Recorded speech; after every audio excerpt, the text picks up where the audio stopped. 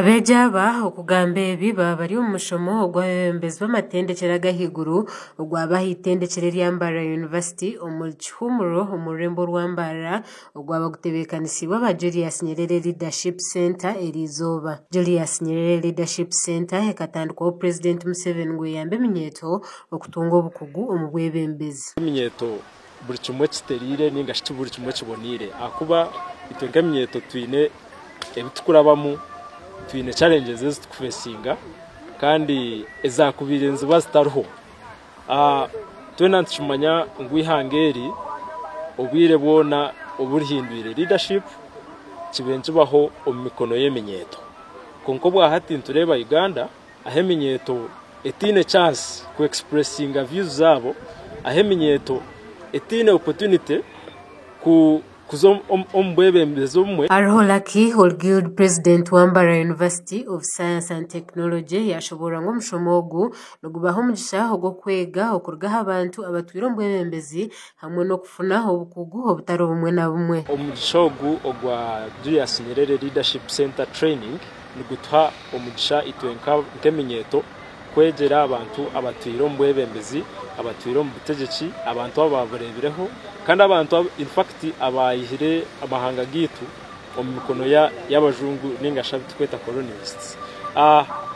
Egi training netwekishani aha amahanga gitu garugire kandi tekishani ayitukubasa kutoza amahanga gitu. Nasozi Muwanga mukuru wa Julius Nyerere Leadership Center yashobora ngo bwahata abantu abarukurenga mu rukome no barabiro mu mikono ya Julius Nyerere Center.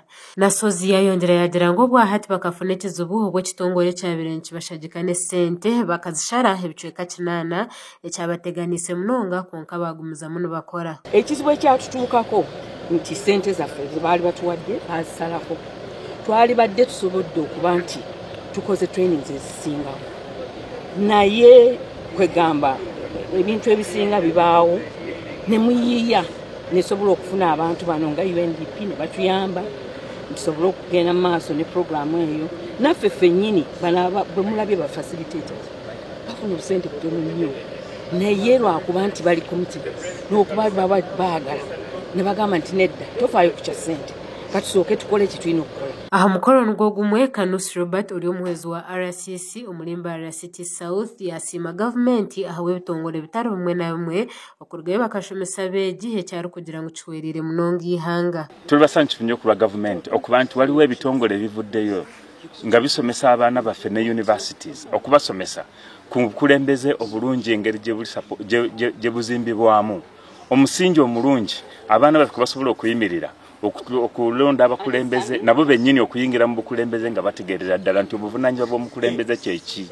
democracy obukulembeze bw'enfuga y'abantu bonna okufuga abangi nga bebakoze choice bebakulonze kitegeeza ki. Kanusu yakosa kadara nuko kamwe okushaba besimbire okuteeka emicyumba hagizi baabo kankozese n'omukisa guno okusaba abo bonna abesimbyewo n'abagala okuleeta obuvuyo mu kulonda kuno okujja kwa NRM primaries ne general elections.